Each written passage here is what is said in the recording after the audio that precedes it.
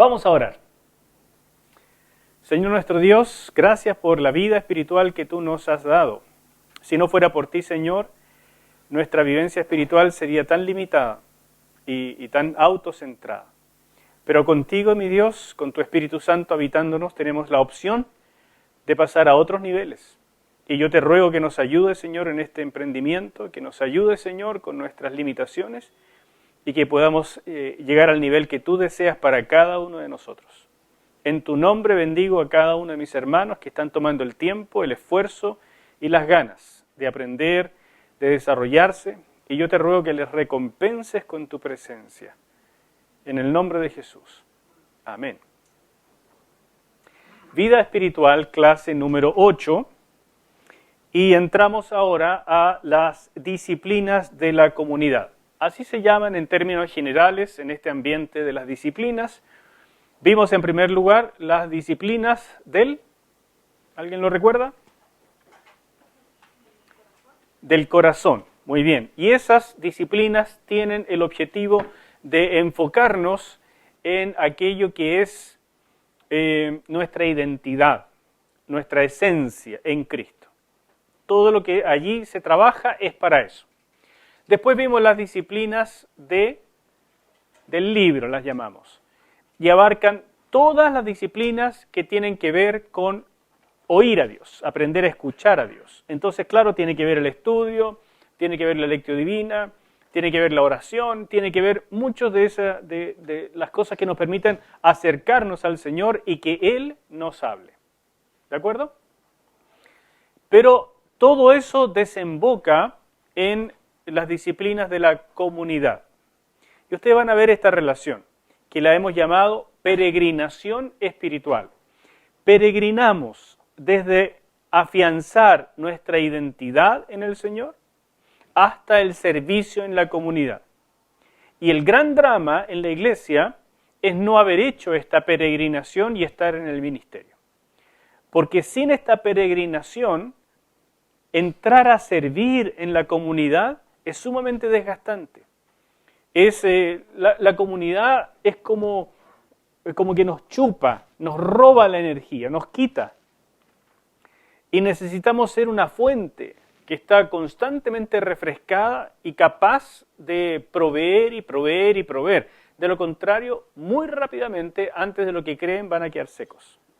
Entonces, hay una peregrinación necesaria desde tener fuerza firmemente arraigados en nuestra identidad en el Señor, las disciplinas del corazón, pasar por una intimidad potente con el Señor, escucharle a Él, las disciplinas del libro, y allí llegar entonces a las disciplinas del ministerio. Si nosotros lo vemos en este pasaje de Lucas capítulo 6, versículos 12 al 17, nos sirve estupendamente de ilustración. Fíjese, en aquellos días, Él, nuestro Señor Jesús, fue al monte a orar y pasó la noche orando a Dios. Y cuando era de día, llamó a sus discípulos y escogió a 12 de ellos, a los cuales también llamó apóstoles. A Simón, a quien también llamó Pedro, a Andrés, su hermano, a Jacobo y Juan, Felipe y Bartolomé, Mateo, Tomás, Jacobo, hijo de Alfeo, Simón, llamado Celote, Judas, hermano de Jacobo, y Judas Iscariote, que llegó a ser el traidor. Descendió con ellos y se detuvo en un lugar llano, en compañía de sus discípulos y de una gran multitud de gente, de toda Judea, de Jerusalén y de la costa de Tiro y de Sidón, que había venido para oírle y para ser sanados de sus enfermedades. Esto nos permite ver precisamente esta peregrinación, pero en un solo día del ministerio de nuestro Señor. Y nosotros somos seguidores de Cristo, por lo tanto vamos a andar en sus pasos. Aquí lo que vemos en primer lugar es la soledad, es esta parte tan necesaria de estar en soledad con el Señor, en oración, en la búsqueda, mediante la disciplina del corazón, de llegar a reforzar nuestra identidad en Él. Cuando nosotros en la soledad entendemos quiénes somos en Cristo, entonces estamos recién preparados para formar comunidad. Porque en la comunidad ya necesitamos estar seguros de quiénes somos. De lo contrario, vamos a esperar de las personas de la comunidad aquello que solo Dios puede darnos. Si no parte la comunidad de la soledad, vamos a hacer de la gente un instrumento para completarnos. Y por lo tanto nos vamos a servir del ministerio y de la gente en lugar de servirles. ¿Me explico? Y cuando logramos pasar de la soledad a la comunidad, y esa comunidad es firme, es estable, es apoyadora, es vinculante, es realmente una familia para nosotros, entonces estamos listos para el ministerio. No podemos hacer ministerio en solitario, es demasiado grande para cualquier ser humano. Aunque contemos con el apoyo del Espíritu Santo, y sin eso ni siquiera mejor empezar, aunque contemos con el Espíritu Santo, el ministerio no fue pensado para llaneros solitarios. El ministerio es comunitario. Nos necesitamos unos a los otros en la multiforme gracia de los dones del Señor. Todos aportamos, todos nos cuidamos. Por eso la iglesia necesita ser en primer lugar comunidad y después ministerio. ¿Me explico? Pero no olviden el proceso que llamamos peregrinación espiritual. Primero es soledad, después es comunidad y después es ministerio. Si lo podemos ver en forma de un gráfico, es lo siguiente. De soledad pasamos a comunidad y de ahí a ministerio. Pero esto, que es tan sencillo de decir, ahora quiero que lo relacionemos con el gráfico que teníamos anteriormente. En la soledad es donde aprendemos nuestra identidad y nuestro valor como hijos muy amados. Si eso no está completo, hermanos míos, es muy, muy complejo pasar a lo siguiente. Porque en la comunidad es donde nosotros nos desarrollamos como discípulos, donde aprendemos esta radicalidad del discipulado, donde aprendemos a ayudar a otro en su caminar como discípulo. Entonces aprendemos a sobrellevar las cargas los unos de los otros. Y espero que los versículos que ustedes lean acerca de estas cosas en la Escritura ahora les hagan un sentido completamente diferente. Cuando nosotros sabemos quiénes somos, podemos mirar a otro en la comunidad y reconocerlo. Por eso que el símbolo de la soledad es la noche. Es el lugar de precisamente soledad, temor, incluso angustia, vulnerabilidad, estar solo. Por eso que el símbolo es la noche. Pero el amanecer es el símbolo de la comunidad, porque ya pasó la noche y ahora te puedo ver. En la noche puedo estar rodeado de gente y no verlos. No estoy formando comunidad, estoy solo. Pero cuando amanece te puedo ver, te reconozco como mi hermano. Pero no te voy a reconocer como mi hermano en libertad si no he pasado por la soledad, porque voy a venir tan cargado de necesidades insatisfechas que no te voy a reconocer como mi hermano, sino que te voy a reconocer como un instrumento para satisfacerme. Y voy a esperar de ti que satisfagas mis más hondos anhelos de sentirme aceptado, de sentirme valorado, de sentirme importante, de sentirme querido. Y voy a estar tratando de manejar y manipular a las personas que están cerca para que completen en mí lo que solo Dios puede completar. Por eso es tan importante que entiendan que comunidad viene después de soledad. Y en la comunidad es donde se desarrolla el discipulado. Y no termina allí, porque el ministerio es la fase final, donde somos instrumentos de Dios en un mundo que sufre. Y entonces es allí donde hacemos el trabajo de ser representantes de Dios, reyes y sacerdotes. Pero ahora ustedes imaginen un rey y sacerdote, un representante del gran rey, que está tan lleno de temores, tan lleno de conflictos internos, tan falto de amor, tan sumido en el autorrechazo, tan lleno de necesidad de que alguien le diga que eres bueno, que eres lindo, que eres importante, te quiero, y que haga las veces de rey y sacerdote.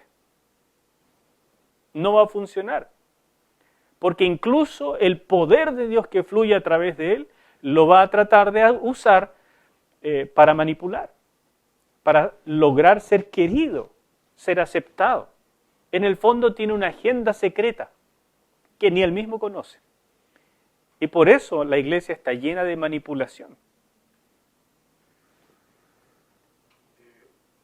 En base a este esquema, yo quiero saber qué importancia puede tener o tiene los diferentes tipos de personalidad en el ministerio, para trabajar en el ministerio. Interesante pregunta, Carol. ¿Qué influencia pudieran tener los diferentes tipos de personalidad para trabajar en el ministerio? Yo creo que ciertamente las personalidades van ligadas al ejercicio de los dones, a las habilidades y talentos naturales, pero las personalidades también son en parte una respuesta a la formación que nosotros hemos recibido y por lo tanto no es que una persona más introvertida, por ejemplo, nació así, simplemente, sino que es parte de la información que recibió. No es que una persona sumamente extrovertida, alegre, oye, nació chicharra. No, es que lo dejaron ser chicharra también cuando niño. No lo reprimieron, no lo oprimieron. Entonces, tiene una connotación personal, pero también hay una crianza detrás de eso. Entonces, la persona va formándose y cuando llega al ministerio, llega con todo un equipaje. Y si no está consciente de lo que lleva y de lo que le falta, y completa eso, sobre todo lo que le falta en Dios, lo va a buscar en las personas. Va a necesitar que alguien le diga, por Dios que eres divertido, que eres lindo, por eso te queremos y te aceptamos. Va a necesitar estar siendo el centro de mesa porque necesita atención. Va a necesitar que le digan que predicó lindo cada vez que predica, porque si no se siente deprimido, nadie me quiere. Va a necesitar que la gente lo admire y le diga que es importante, y no va a lograr escucharlo de Dios, porque no es ese su objetivo central, sino el ser aceptado y lograr tapar el autorrechazo que no ha podido sanar como hijo de Dios. ¿Me explico? Así que ciertamente las personalidades nos dan una orientación, una tendencia en el ministerio, pero la sanidad interna, como hijo, eso se logra en la soledad. Y por eso estas disciplinas no son casualidad, son las disciplinas desarrolladas por siglos entre los cristianos, entre los místicos cristianos. Y el gran pecado es hacer un cristianismo sin misticismo, un cristianismo intelectual, un cristianismo ético, porque entonces perdemos la sanidad personal. Y hermanos míos, sin sanidad personal, la verdad es que usamos, manipulamos y abusamos de la gente. ¿Soy claro?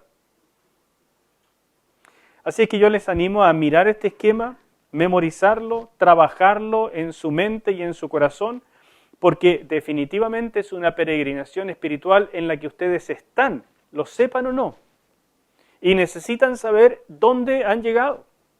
Si no tienen una vida en soledad profunda, es difícil que lleguen a ser hijos, en el sentido de sentirse hijos. Ustedes ya lo son, pero esa certeza de que soy un hijo muy amado y que no necesito que me lo digan ni que me lo refuercen.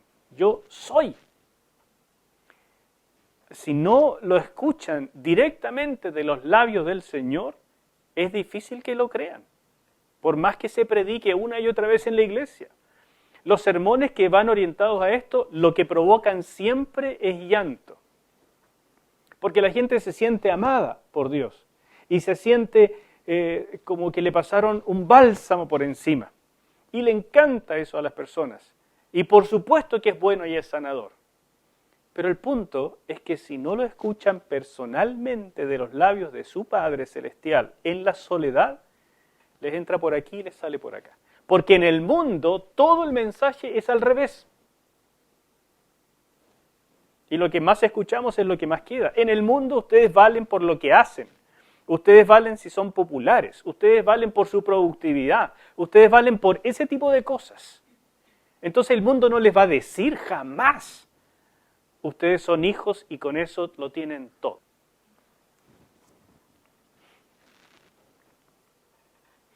Hablemos un poco más de la soledad.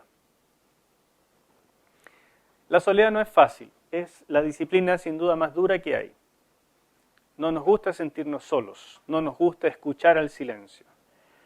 No nos gusta pasar tiempo y harto tiempo hasta que Dios hable. Uno quisiera que todo esto fuera en microondas. Es la enseñanza que tenemos de Occidente. Cuando ustedes van a una conferencia, clásicamente la pregunta que la gente hace es: pastor, por favor, en cápsula, dígame, ¿cómo se hace esto? Y la respuesta es: no existe la cápsula. No existe el microondas para esto. Es largo.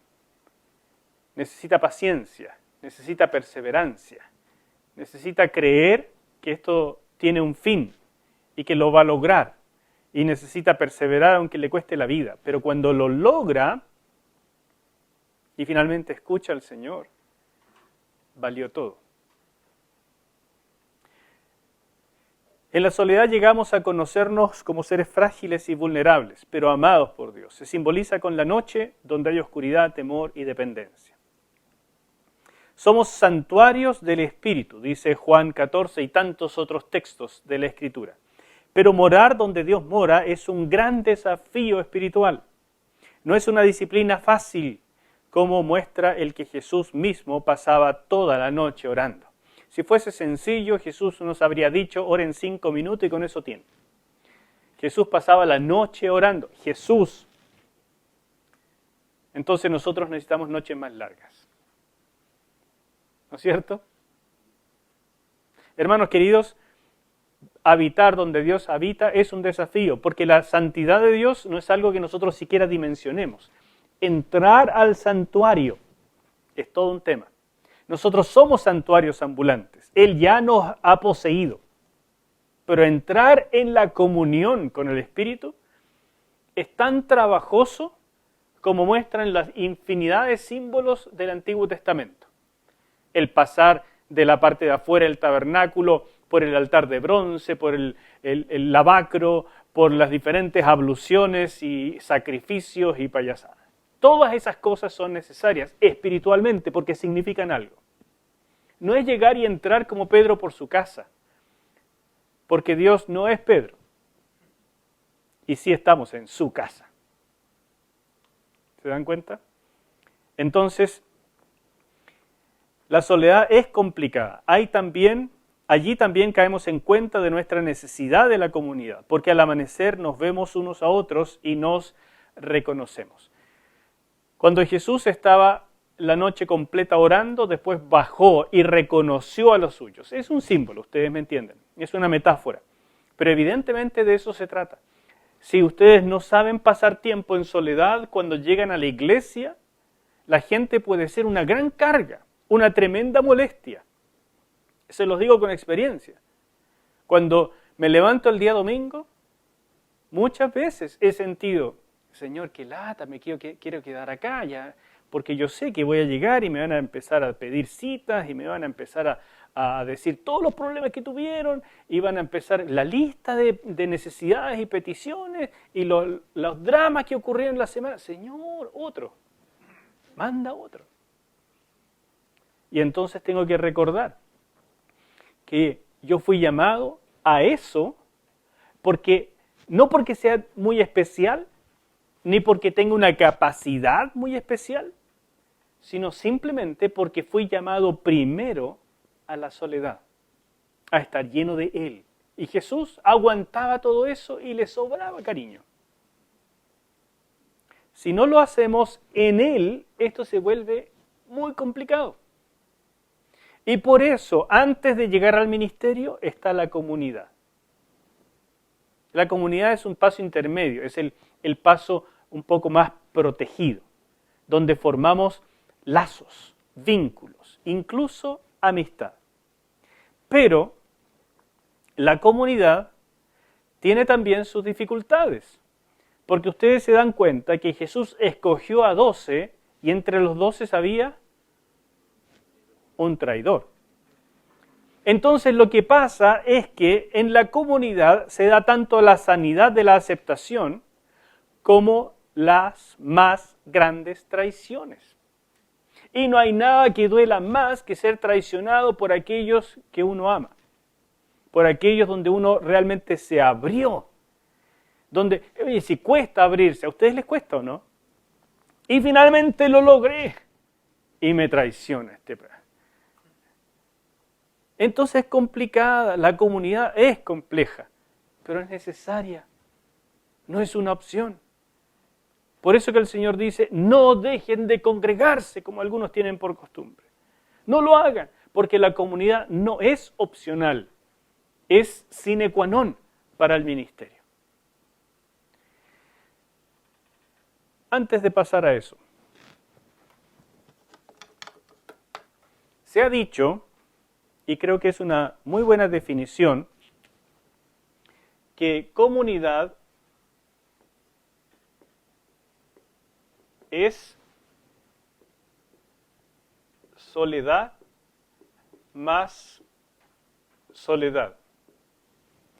O sea, comunidad real se forma con uno que conoce la soledad, que sabe estar allí, que la disfruta, que se llena de Dios y que se sabe hijo, con otro en esas mismas condiciones. Porque de lo contrario, este que llegó sin soledad me va a chupar todo lo que pueda. Entonces no es una comunidad real, es ministerio. Jesús fue con sus discípulos a ministrar. ¿Y qué hacía la gente?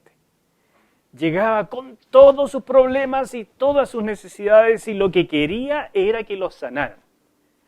Que cómo estaba Jesús, que si los discípulos tenían hambre, problema de ellos.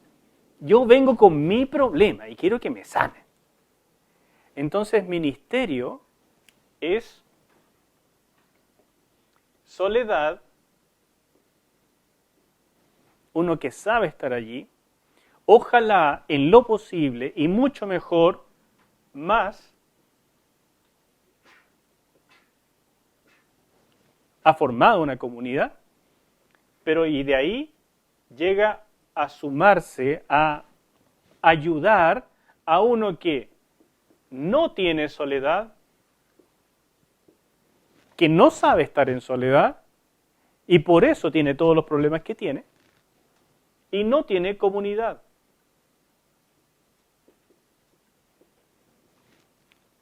¿Me explico? Eso es básicamente ministerio. Entonces, por eso el ministerio sin soledad es una carga. Porque de verdad esto es como un hoyo negro. Chupa y chupa y chupa. Y da muy poco. El ministerio es así porque el mundo sufre. El mundo está sin Cristo. Si no hay que disminuirlo. El mundo es una entidad sumamente necesitada. No sabe estar con Dios, por lo tanto no sabe pedirle, no sabe recibir. No ha formado comunidad, viene con sus comunidades rotas, las familias están rotas, viene con desconfianza, viene con carencias, viene con... Oye, eso es la gente con la que vamos a trabajar. ¿Quién quiere entrar al ministerio? ¿Se dan cuenta? A eso nos llama el Señor. Y eso es, pues, a eso vino Él también. Entonces está bien y podemos hacerlo, pero necesitamos aprender a estar en soledad y formar comunidad. ¿Me explico? Lo que trato de decir es muy sencillo. No se metan a esto sin esto. Pero si ustedes logran hacer esto, métanse a esto con total valentía. Porque aunque chupa y chupa, no importa, el Señor da y da y da y da. Y es tan interesante que uno da más de lo que cree que puede dar, precisamente porque él no tiene escasez, no es deudor de nadie. ¿Se fijan? Lo único que hay que asegurarse es de no perder esto de vista, de no dejarlo en segundo lugar, es prioritario. Sigo un poco. Me interesa que conversemos un poquitito acerca de qué entendemos por traicionar. Judas es el ejemplo. ¿Qué significará traicionar? ¿Qué entienden ustedes? Un ejemplo.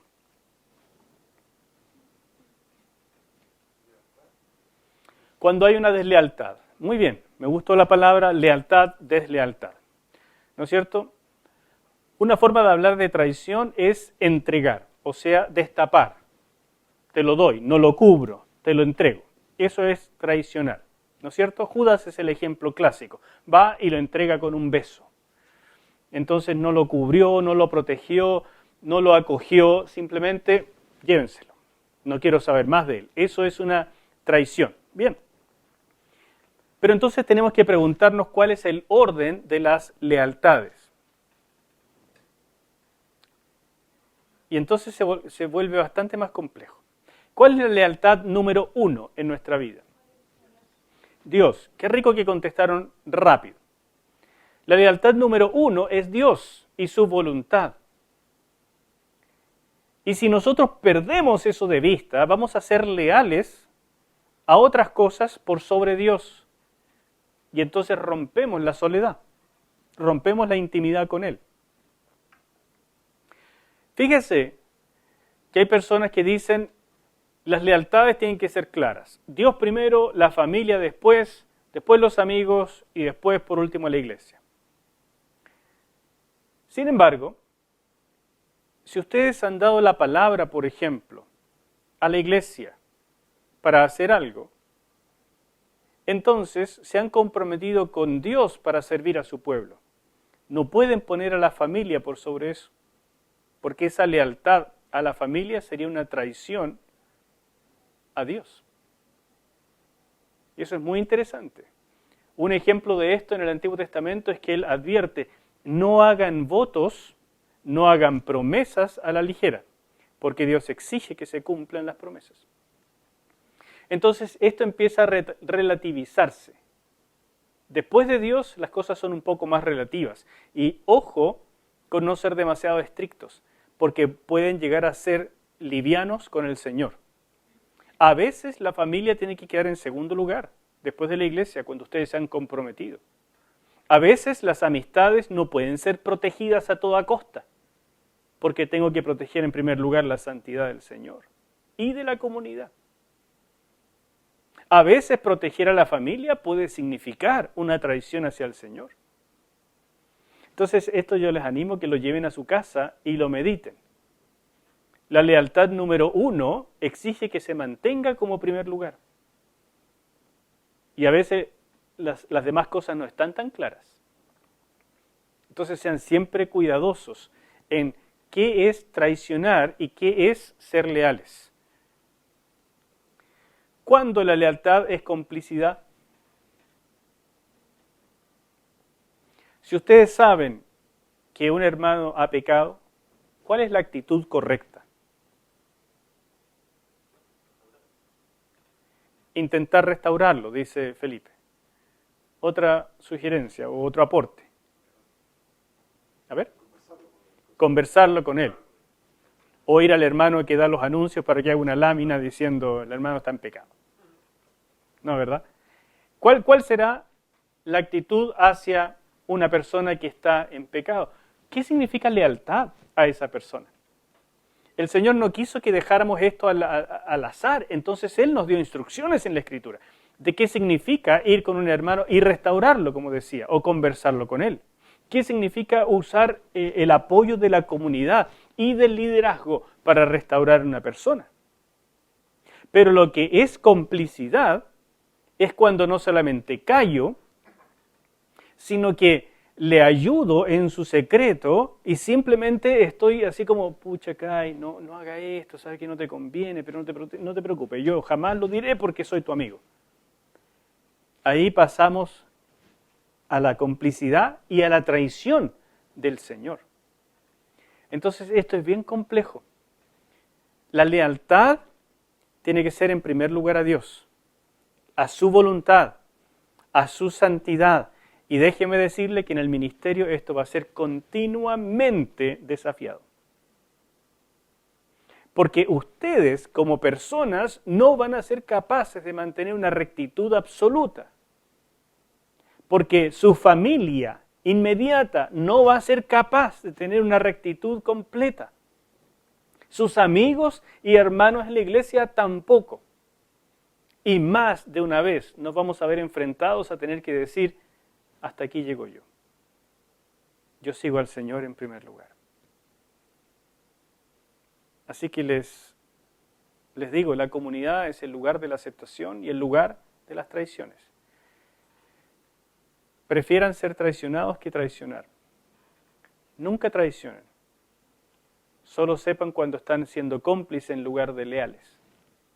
Y cuando entiendan que están en complicidad en lugar de lealtad, sepan escoger a quién ser leal. Qué complejo esto, ¿eh? En la vida real esto es complejo. Por eso es tan importante tener comunidad, para saber también a quién preguntar y cómo resolver estas cosas. Si no, es muy sencillo que en la comunidad se transforme en un lugar de divisiones, en un lugar de manipulación, en un lugar donde acoge espíritus de murmuración, de secreto, de pecado. Y definitivamente eso mata a la comunidad y el ministerio. Es la causa principal de las divisiones en las iglesias. Los partidos, las lealtades malentendidas, la protección.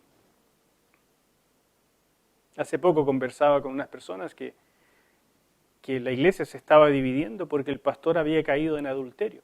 Y entonces algunos eran absolutamente leales a ese pastor y querían que esto surgiera y que esto se levantara a como dé lugar. Y maltrataban a otros que estaban diciendo esto no puede ser, así que yo me voy a retirar de este ministerio. ¿Cuáles son las lealtades correctas allí y las malentendidas? ¿Cómo ser amigo de ese hombre? Porque es un hijo de Dios necesitado de apoyo, de restauración. ¿Cómo ser amigo? ¿Cómo apoyarle? Y al mismo tiempo mantenerse leales a Dios en primer lugar. ¿Soy claro? Ese tipo de ejemplos son los que hay que pensar si uno quiere llevar esto a la práctica. ¿Hasta dónde? ¿Hasta dónde? ¿Qué hacer cuando alguien nos cuenta un pecado como secreto ministerial? No existe el secreto ministerial. Eso hay que tener claro. Nosotros no tenemos un secreto de confesión, como una especie de dogma. Nosotros guardamos lo privado de las personas. Nosotros no queremos denunciar. Nosotros guardamos la honra de las personas. No lo vamos a publicar. Pero nosotros estamos claros en lo que queremos lograr. ¿Qué es lo que tú quieres lograr con una persona que te confiesa que ha pecado? Restauración. Muy bien. Entonces tú comienzas un proceso de ayuda para la restauración. Si la persona no cambia, porque en el fondo lo que quiso hacer es sentirse un poco más liviana, confesando algo que sabe que está mal, pero no piensa cambiar, tienes que ir al segundo paso. ¿Y cuál es el segundo paso? Pedir ayuda. Exactamente, hay que ir donde los líderes de la iglesia y pedir ayuda. Y que entonces la restauración sobre esta persona comience formalmente. Porque el objetivo es la restauración, siempre que la persona quiera. No podemos obligarles al arrepentimiento, no podemos obligarles a que quieran ser restaurados. Pero la iglesia busca eso. Sin embargo, cuando la persona no lo quiere, la iglesia, el liderazgo y la comunidad tiene que preferir la lealtad al Señor y su santidad, no al individuo. En efecto, hay pasos que dar. Estamos resumiendo acá, ¿no? Pero hay pasos que dar. En otras palabras, si puedo ponértelo muy en simple, viene una persona y te cuenta y tú comienzas un proceso con ella. Y cuando esa persona no cambia, tú dices, bueno, hermana, hermano, lo que tenemos que hacer es que tú vas y se lo cuentes a los líderes. No, pero jamás, no haría eso yo. No, es que tú tienes que hacerlo, si no lo tendré que hacer yo. Eso significa un despegue. Tú ya dices, yo no voy a ser cómplice de esto. He tratado de ayudarte, pero si no quieres recibir la ayuda, ahora tú tienes que buscar ayuda. Te animo a eso, te acompaño, te llevo de la mano, no te voy a soltar. Pero si tú no lo quieres, yo no me puedo hacer cómplice. Ahí es donde tú examinas tu propia lealtad. Y ahí se puede volver súper complejo el asunto. Pero es necesario. Pipe. Estamos hablando solamente del caso donde el pecado de esa persona está afectando a uno o más en la congregación. No sé, porque no tengo idea qué es lo que decía la Dami, no sé qué caso estamos viendo, no sé si el pecado está afectando a más gente de la congregación. Yo sé que la persona está afectada y está en un pecado, aunque no afectara a nadie más. ¿Es cierto que no afecta a nadie más? Ese es el tema, creo que el hecho de que Es un concepto sobre el pecado. El pecado afecta a la congregación, sea pequeño o sea grande. El pecado produce algo en la presencia de Dios. El pecado no trabajado, no confesado. Entonces, ¿existe un pecado que no afecte? Ese es el tema acá. ¿Es un pecado pequeño? ¿Es un pecado grande? Si estamos frente a una persona que tiene un pololo, una polola fuera de la congregación y tienen relaciones antes del matrimonio. Parece no afectar a nadie más que ellos. ¿Es cierto? No, nos afecta. yo creo que cuando la persona está involucrada en ministerio, está sirviendo en la alabanza o en consejería, que está viviendo con ese, yo creo que ahí uno tiene que ser más celoso de la congregación, porque quizás el pecado de la vida de esa persona a través de la administración puede afectar de una forma mucho más concreta. Pero si es una persona que está asistiendo simplemente a la iglesia, creo que no hay que ser como tan intencional en hacer ese tipo de, de tener ese tipo como de lineamientos a seguir. Encuentro que no afecta de la misma forma si fuera una persona que está ministrando, por ejemplo. Por supuesto, pero una persona que está ministrando, lo que pasa inmediatamente es que tiene que dejar de ministrar. Eso ya se llama disciplina. Pero una persona en la congregación que ha buscado la cobertura de esta iglesia y se la ha dado y por lo tanto es parte del cuerpo, nos afectamos unos a otros. Entonces entra la pregunta, ¿cuál es la disciplina para una persona así? Y estamos entrando en otro tema que lo veremos más adelante en otros cursos, sobre todo en un curso que se llama Temas de Ministerio. Pero aquí no quiero hablar de disciplina, porque estamos hablando de vida espiritual, ¿no? Pero definitivamente no caigan en el truco de pensar que hay pecados más suaves, pecados menos suaves, que hay pecados que afectan, que hay otros que no afectan, y que entonces si la persona está de visita o la persona es un miembro que no hace nada, entonces dejémoslo para que esté tranquilo y tal vez una prédica le hable y cosas así. En algún minuto hay que intervenir. Por eso es que cuando llega una pareja que no se ha casado, yo con todo amor y con todo cariño y con toda paciencia voy y les hablo y los acojo, pero los llevo lentamente, aunque sea, pero los llevo y les digo, ustedes tienen que arreglar esta situación. Y en general la gente me dice, sí, claro, pastor, en eso estamos o nos demoraremos, lo que sea, y ahí los acompañamos. Pero si alguien me dijera, no, no pienso, no estoy ni ahí, entonces yo le tendría que decir, este no es el lugar para que vengas. ¿Me explico? Entonces, yo les animo a pensar en este tema. Fíjense cómo empieza a sacar ronchas, porque es nuestro propio concepto acerca de las lealtades. Y después cómo eso se lleva a la práctica. Felipe. Se da un principio divino cuando en el Antiguo Testamento el pueblo empieza a pecar y empieza a haber mortandad o empieza a haber plaga que es aplicable directamente a la iglesia. Lo veo como el tema de quizá una persona de la comunidad esté cometiendo un pecado y se haya reflejado en cosas no directamente relacionadas en la iglesia. Sí, por supuesto. Esas ilustraciones del Antiguo Testamento y del Nuevo Testamento. El caso de Acán. ¿Quién se iba a dar cuenta que el otro robó una pequeña cosita? ¿A quién le afectaba? ¿Por qué Dios no lo castigó a él solamente? Sino que muchas familias pagaron por lo que uno hizo. La presencia de Dios se ve afectada. El tabernáculo de la presencia de Dios queda contaminado. Entonces nunca piensen que la santidad es algo que nosotros podemos manejar o tenemos una facilidad en ese criterio.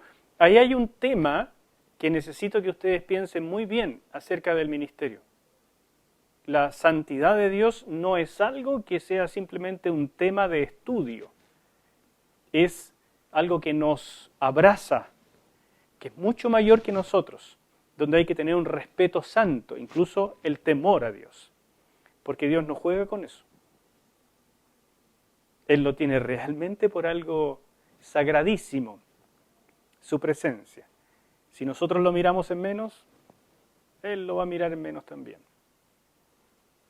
De hecho, estoy convencido que la falta de presencia de Dios en nuestra congregación y en cualquier otra se debe a la liviandad con estos temas.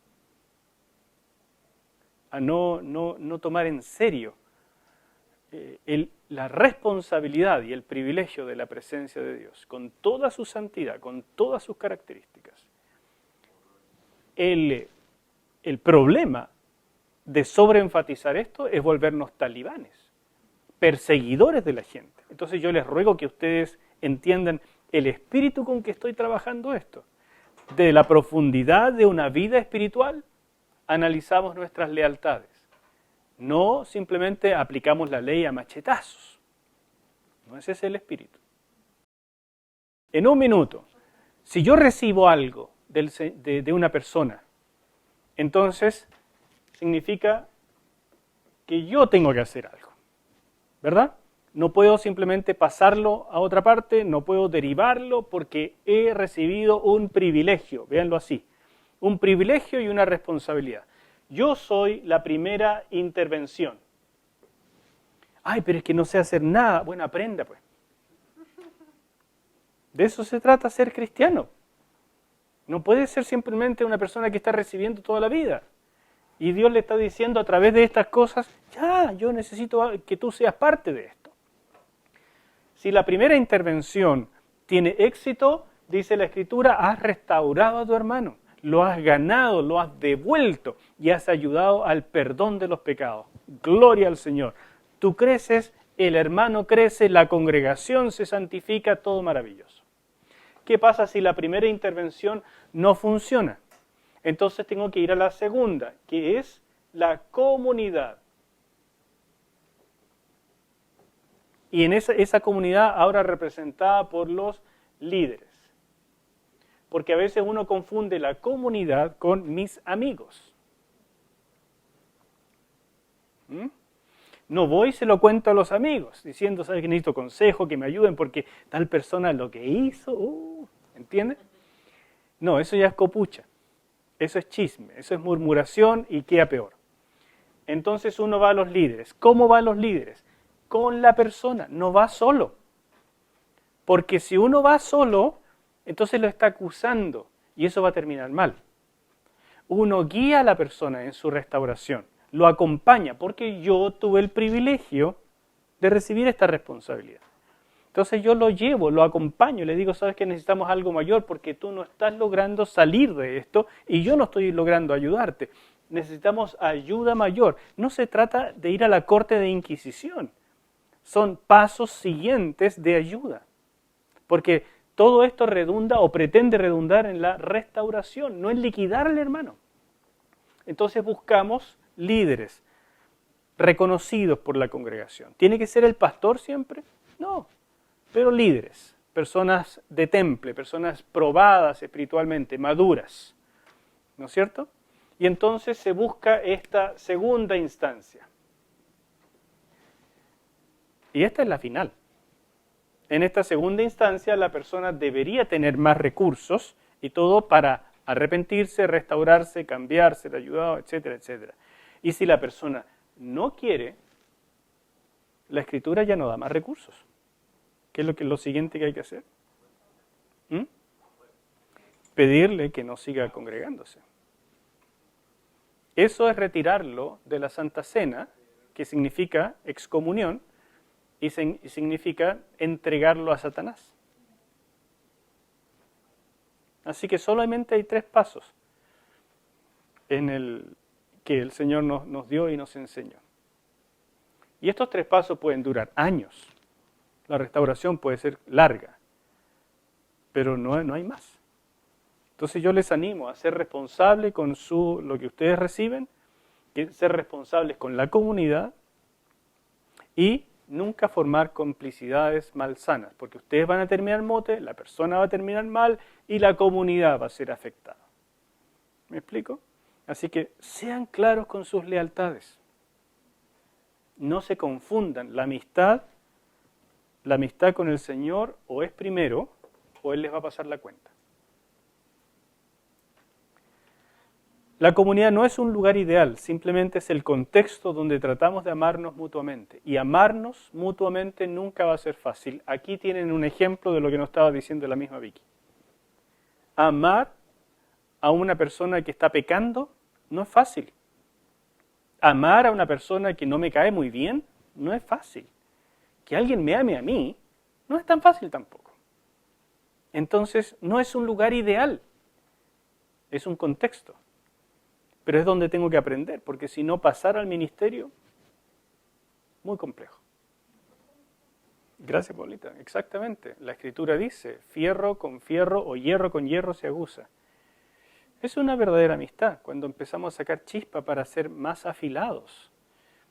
No para estar cada uno, pucha, tú tienes tus pecados, yo tengo los míos, tú nos dices los míos, yo no digo los tuyos, y así estamos todos felices.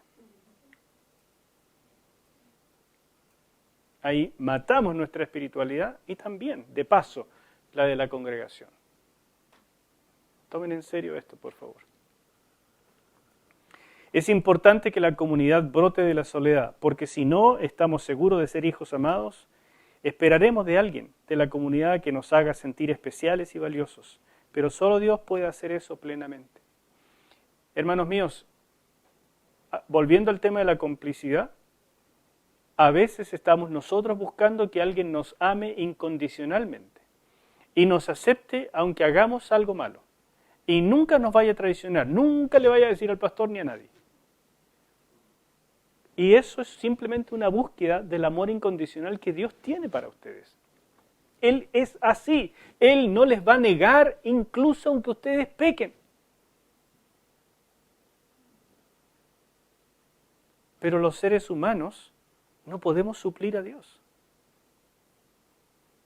Hay cosas que solo Dios puede hacer por nosotros. En todo lo demás nosotros somos imitadores de eso. Y tenemos que aprender el valor de la fidelidad, de la lealtad.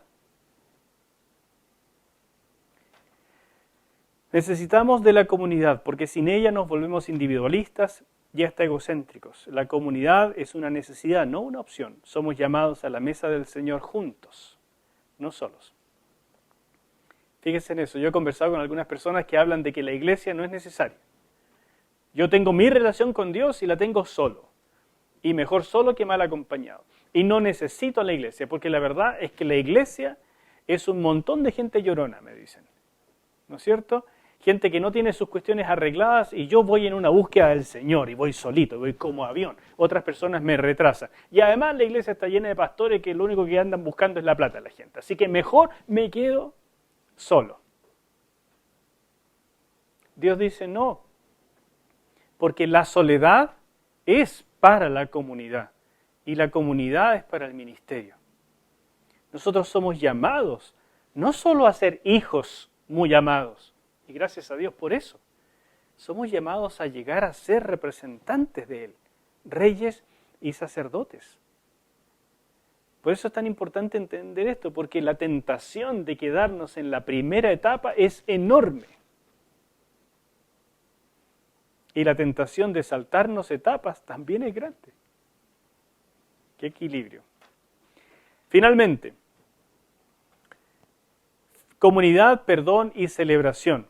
Una vez que la soledad es abrazada, el perdón y la celebración pueden llegar a caracterizar la auténtica comunidad con todos sus desafíos. Una cita de Nowen. El perdón supone estar continuamente dispuesto a perdonar, valga la redundancia, que otra persona no satisfaga mis necesidades y deseos. Por eso comienzo por perdonar a mis padres y sanar mi historia. Solo Dios puede amarme incondicionalmente. Qué importante este comentario. La comunidad me va a desafiar en el tema del perdón, porque la gente me va a desilusionar y yo voy a desilusionar. No es un lugar perfecto. Entonces continuamente voy a ser desafiado a hacer comunidad y a rehacerla. Continuamente voy a sentir que alguien me manipuló, me utilizó, que alguien estaba buscando alguien de mí, estaba buscando algo de mí, que me estafaron, que no fueron leales, cualquier cantidad de cosas. Y por eso también yo debo pedir perdón por no ser capaz de satisfacer las necesidades de los demás. ¿O ustedes satisfacen siempre? ¿Jamás fallan en un cumplimiento de algo que se comprometieron? ¿Siempre llegan puntuales? ¿Llegan siempre con las tareas? Ya entramos al área chica. Ustedes necesitan ser perdonados, ustedes necesitan perdonar. Formar comunidad no va a ser fácil y por eso el perdón es la palabra para el amor divino en el contexto humano. ¿Cómo me gusta esa cita? De verdad que es así. Si ustedes quieren formar comunidad, hay que aprender lo que significa el perdón. Porque por Dios que nos vamos a desilusionar una y otra vez, continuamente. Más de una vez nos vamos a levantar la voz, nos vamos a mirar chueco. Más de una vez vamos a faltar en nuestros compromisos. Pero el deseo de hacer comunidad va más allá. Y cuando entonces aprendemos la importancia del perdón en la comunidad, podemos pasar a la celebración. Fíjese cómo dice acá. 1 Juan capítulo 4, versículos 7 y 8. Amados, amémonos unos a otros, porque el amor es de Dios. Todo aquel que ama es nacido de Dios y conoce a Dios. El que no ama no ha conocido a Dios, porque Dios es amor. Amor en la práctica. ¿Cómo? Por haber conocido a Dios, por tener relación con Dios. Soledad, comunidad. El que no ama, comunidad, no ha conocido a Dios, soledad. Y si uno ha conocido a Dios, soledad, ama, comunidad. Ese es el proceso. Y así funciona. Cuando puedes perdonar a la gente por no ser Dios, al fin de cuentas es eso, porque nadie me va a amar incondicionalmente, pase lo que pase, y porque también mis papás me fallaron, las primeras personas donde puse mi confianza también me fallaron, o ustedes no le fallaron en nada. Cuando entonces nos proponemos y nos disponemos a sanar nuestra historia y perdonamos a los seres humanos por no ser Dios, sin embargo, empezamos a ver que son un reflejo del amor de Dios. Porque lo que tienen, lo dan. Y es tan sorprendente de pronto una palabra, una mirada, un abrazo oportuno, una ofrenda, un cariño, una llamada. Puede ser una migaja, pero qué importante eso, ¿no? Es un reflejo de Dios, pero no es Dios. Ellos no son Dios y tendré que perdonarlos, porque me van a fallar muchas veces. Y eso me llama a buscar a Dios en soledad y entonces a disfrutar y celebrar en comunidad. No puedes darme lo que únicamente Dios puede dar, pero lo que tienes para ofrecer merece la pena ser celebrado. Si nosotros pudiéramos vivir así, hermanos, esta iglesia sería... No querríamos irnos jamás a la casa. Es esto de simplemente, ¿sabes? No te necesito para ser feliz, porque estoy con Dios. Pero tú eres para mí una yapa. Me encanta lo que tienes. Hay cosas que no tienes. Te perdono por eso. Discúlpame, porque no voy a poder darte todo lo que esperas de mí. No importa, me dices tú. Te perdono también. Pero lo que tienes me encanta tu sonrisa, me encanta un abrazo tuyo, me encanta cuando enseñas, me encanta lo servicial que eres, me encanta esto, me encanta aquello, celebro estar contigo. Eso es comunidad. Fijarse en lo que tiene, no en lo que no tiene. Perdonar lo que faltó, disfrutar la parte llena del vaso. Suena fácil, ¿o no? No es tan sencillo, pero hacer comunidad es aquello a lo que fuimos llamados. Y por eso el ministerio es, después de la celebración de la comunidad, nos permite abrirnos con dones del Espíritu para ser instrumentos del reino en el mundo. Y créanme que eso es difícil. Créanmelo. Cuando Jesús, después de pasar la noche orando, estuvo con sus discípulos y formó comunidad, y piensen en la última cena, el ambiente de intimidad, y sin embargo, uno lo traicionó. Con esa comunidad, él va a un mundo necesitado, pero se siente cuidado, se siente protegido. Siente que va a haber un Pedro que es capaz de sacar la espada por él, aunque él tenga que decirle, no, Pedro, no es la manera. Siente que hay alguno que le va a decir, Señor, sabe que ya es tarde, mándalos a la casa. Y entonces él va a tener que enseñarles algo más. Siente que va a haber gente que va a preparar el lugar para la Santa Cena, porque no está solo, no tiene que hacerlo todo él. Siente que está cuidado, protegido, siente que tiene espaldas. Siente que cuando falla puede irse atrás y alguien lo va a sujetar. Eso es comunidad. Con eso puedo ir al ministerio. Espero no estar hablando en términos muy metafóricos y místicos, pero esto es. El Salmo 133, 1 y 2, mirad cuán bueno y cuán delicioso es habitar los hermanos juntos, comunidad, en armonía. Es como el buen óleo sobre la cabeza, unción, ministerio. ¿Pueden ver la relación? Y así entramos a la dimensión espiritual de los dones. En nuestra época, cuando ustedes hablan de los dones espirituales, la gente piensa de inmediato en poder. El poder de Dios ha caído sobre nosotros. La unción de Dios se mueve en IPD. Carteles luminosos, venga por su milagro.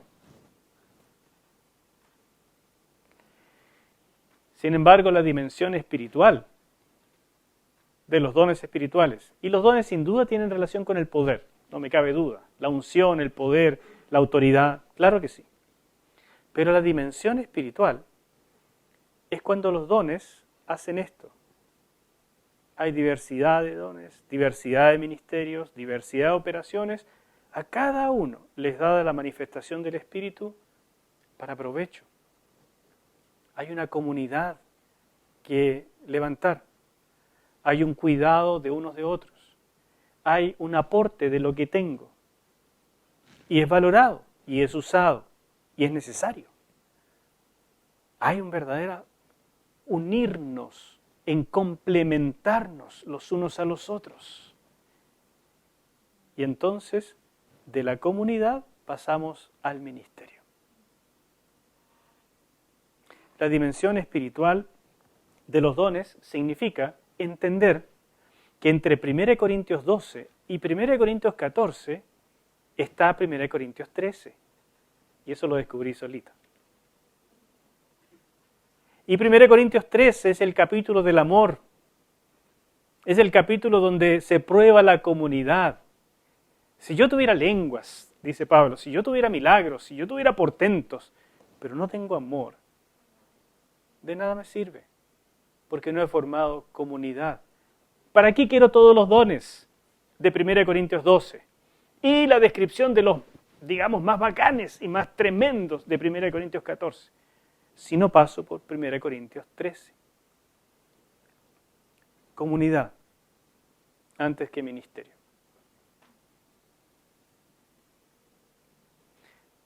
¿Dudas?